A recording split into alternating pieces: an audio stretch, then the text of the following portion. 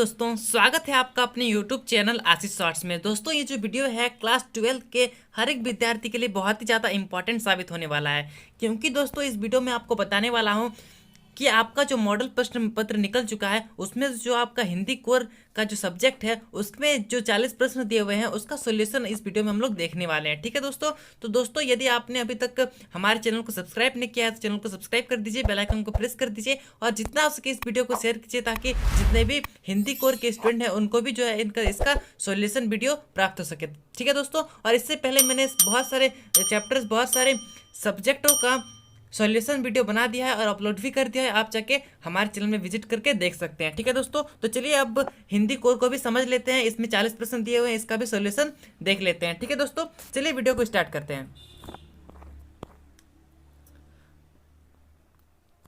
दोस्तों इसमें से जो 4 प्रश्न दिए हुए हैं ये चारों जो है इस स्टैंजा से दिया हुआ है। ठीक है दोस्तों, ये जो पैराग्राफ आप देख पा रहे हैं, ये जो पद्यांश आप देख पा रहे हैं, इससे जो है ये चारों प्रश्न दिए गए हैं। ठीक है दोस्तों, यदि मैं इसको पढ़ना स्टार्ट कर दूं तो बहुत ज़्यादा लंबा हो जाएगा वीडियो, तो इसको मैं पहले ही पढ़ लिया हूँ जिस कारणवश जो है इस वीडियो को लंबा नहीं होने दूंगा। ठीक है, तो ये जो प्रश्न दोस्तों, पहला प्रश्न कि कवि यहाँ किसका उल्लेख कर रहे हैं। ठीक है दोस्तों, तो इसका जो आंसर होगा वो हो जाएगा भारतीय संस्कृति का। ठीक है, आंसर डी हो जाएगा। ठीक है, नेक्स्ट क्वेश्चन है कि देव किसे माना गया है, तो इसका जो आंसर होगा वो होगा अतिथियों को। ठीक है, आंसर हो जाएगा वो का हो जाएगा। ठीक है, नेक्स्ट क्वेश्चन है कि किसके हृदय में तेज होता है। ठीक है दोस्तों, तो इसका जो आंसर होगा वो होगा उपयुक्त सभी, अर्थात ये जो 4-3 देख पा रहे होंगे, साहसी को, जिसकी प्रतिज्ञा अटल हो या फिर जो सत्यवादी हो, ये तीनों को जो है इसके जो हृदय है वो तेज होती है। ठीक है, अब हमारा नेक्स्ट क्वेश्चन है वो है इस पद्यांश का मूल भाव क्या है। ठीक है, तो ये जो मैंने आपको बताया थोड़ा देर पहले एक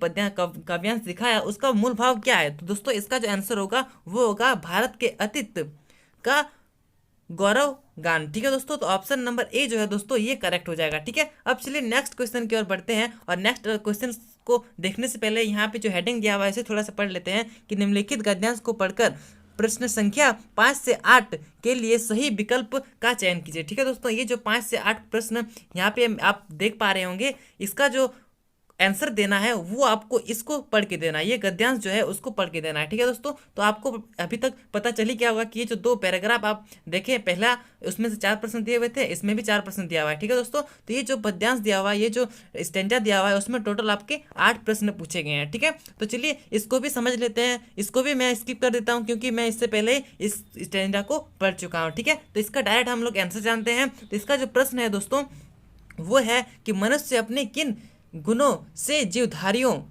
में श्रेष्ठता माना जाता है। तो इसका जो आंसर होगा वो होगा नैतिक गुण, ऑप्शन नंबर डी जो है वो करेक्ट हो जाएगा। ठीक है, नेक्स्ट क्वेश्चन है कि हर व्यक्ति जीवन पर्यंत किसकी खोज में रहता है। तो इसका जो आंसर होगा वो होगा सुख की खोज में। ठीक है, आंसर जो है वो ग हो जाएगा। ठीक है, नेक्स्ट क्वेश्चन है कि मन और आत्मा का सुख किसे चाहिए। तो इसका जो आंसर होगा वो होगा मनुष्य को। ठीक है, तो ऑप्शन नंबर ग जो है वो करेक्ट हो जाएगा। ठीक है, नेक्स्ट क्वेश्चन है कि सबसे बड़ा सुख क्या है। तो ये जो आप ऊपर में देख पाए एक काव्यांश गद्यांश, उसमें जो है उसमें सबसे बड़ा सुख किसे कहा गया है, सबसे बड़ा सुख जो है वो परोपकार का सुख, इसे कहा गया है। ठीक है दोस्तों, तो ऑप्शन नंबर ए जो है ये करेक्ट हो जाएगा। ठीक है, अब जो हमारा खंड ख स्टार्ट होता है। ठीक है दोस्तों, तो इसमें जो प्रश्न दिए हुए हैं इसको भी थोड़ा सा समझ लेते हैं। ठीक है, तो सरकारी पत्रों में संबोधन के लिए किन शब्दों का प्रयोग किया जाता है। ठीक है दोस्तों, तो इसका जो आंसर होगा वो होगा प्रिय या फिर श्री। ठीक है दोस्तों, तो ये जो है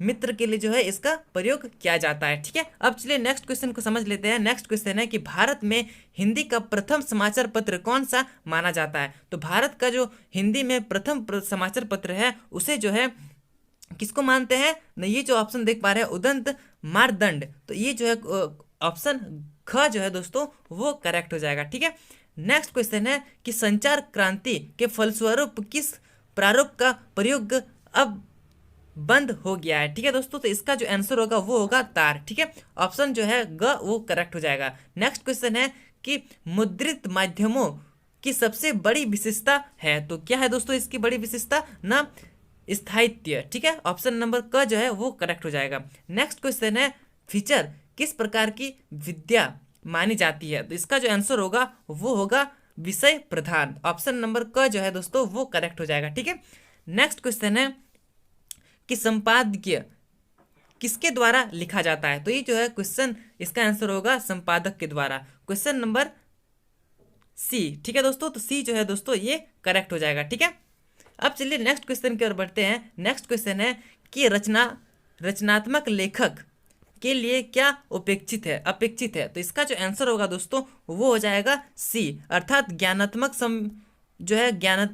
संवेदना और संवेदनात्मक ज्ञान, ये दोनों हो जाएगा। ठीक है, तो क और ख दोनों हो जाएगा। ऑप्शन नंबर ग जो है वो करेक्ट हो जाएगा। ठीक है, नेक्स्ट क्वेश्चन है कि रिपोर्ट का अर्थ क्या है? तो ये जो है रिपोर्ट का अर्थ, उसका अर्थ होता है कि घटना की ठीक ठीक सूचना देना। ठीक है, जो भी घटना घटा है उसका ठीक से सूचना देना। ठीक है, राइट सूचना देना। नेक्स्ट क्वेश्चन है कि किसी बड़ी खबर का कम से कम शब्दों में दर्शकों तक तत्काल पहुंचाना क्या कहलाता है? तो इसका जो आंसर होगा वो होगा ब्रेकिंग न्यूज। ठीक है दोस्तों, नेक्स्ट क्वेश्चन है कि जनसंचार का मुख्य कार्य क्या है? तो जनसंचार का जो मुख्य कार्य होता है वो होता है सूचना संग्रह और प्रचार करना, ये भी होता है ज्ञान के स्तर में वृद्धि करना, ये भी होता है, और सूचना का विश्लेषण करना, ये भी होता है। अर्थात ऑप्शन नंबर घ जो है वो करेक्ट हो जाएगा। ठीक है, अब जो नेक्स्ट क्वेश्चन है उसको थोड़ा समझते हैं, जो कि आपका पाठ्य पुस्तक से दिया गया है। और ये जो आप देख पा रहे हैं ये एक स्टेंजा है दोस्तों। ये जो पैरा आप देख पा रहे हैं ये आपका जो हिंदी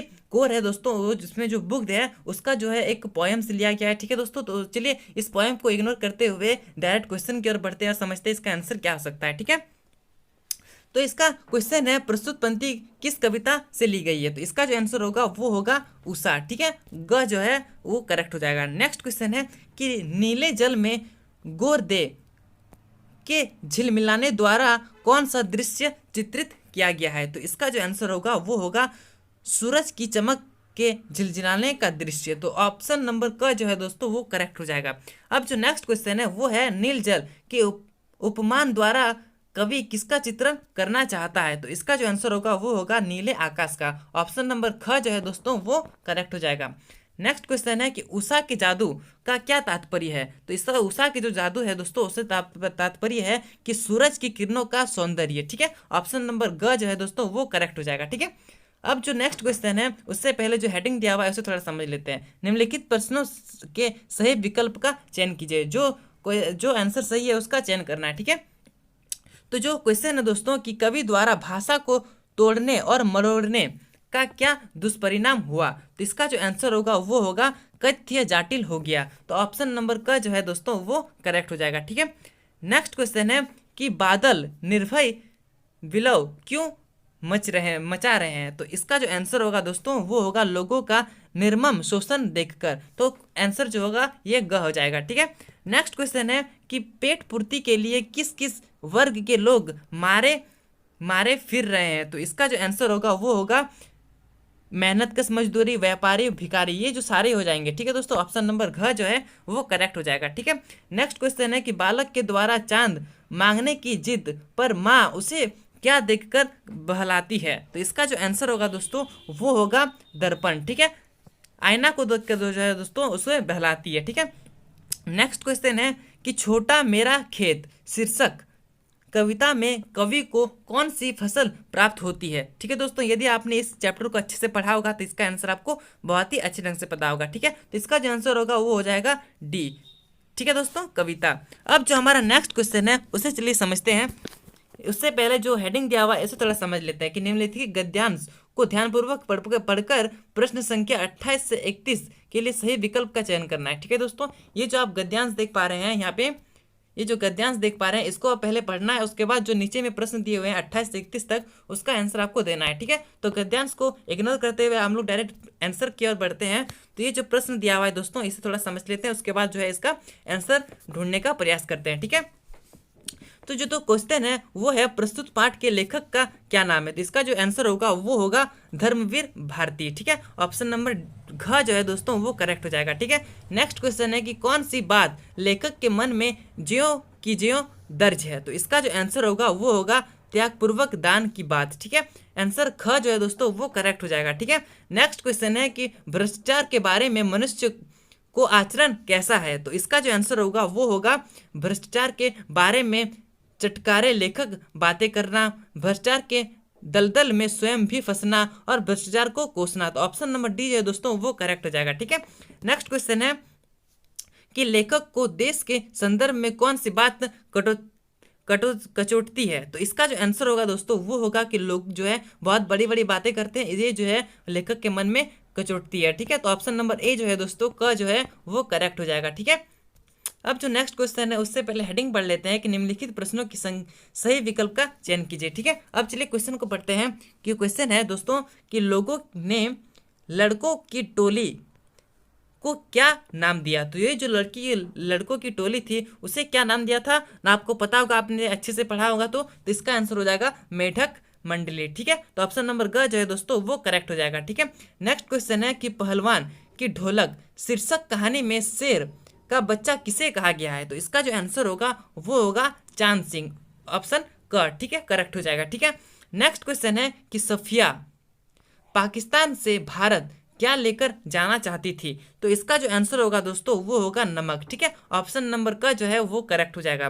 नेक्स्ट क्वेश्चन है कि जाति प्रथा में लेखक ने क्या दोष देखा। तो इसका जो आंसर होगा वो होगा जन्म से ही पैसा का तय हो जाना, मनुष्य को एक ही पैसे में बांध देना, या फिर अनुयुक्त या अपर्याप्त पैसा होने से भूखों मारना। तो इसका जो आंसर होगा वो ऑप्शन नंबर डी हो जाएगा, तीनों हो जाएगा। ठीक है, अब जो हमारा नेक्स्ट क्वेश्चन है 36, इसे थोड़ा समझ लेते हैं। ठीक है, 36 जो क्वेश्चन है वो है कि लेखक ने सीरीज को कालजयी अवधूत की तरह क्यों माना है। तो इसका जो आंसर होगा वो होगा उपयुक्त, सभी आंसर घ हो जाएगा। ठीक है, नेक्स्ट क्वेश्चन है कि सिल्वर वेडिंग के यशोधर पंत की विवाह की कौन सी वर्षगांठ मनाई जा रही है। तो इसका जो आंसर होगा दोस्तों वो होगा 25वीं वर्षगांठ। ठीक है दोस्तों, तो ग जो है दोस्तों वो करेक्ट हो जाएगा। ठीक है, नेक्स्ट क्वेश्चन है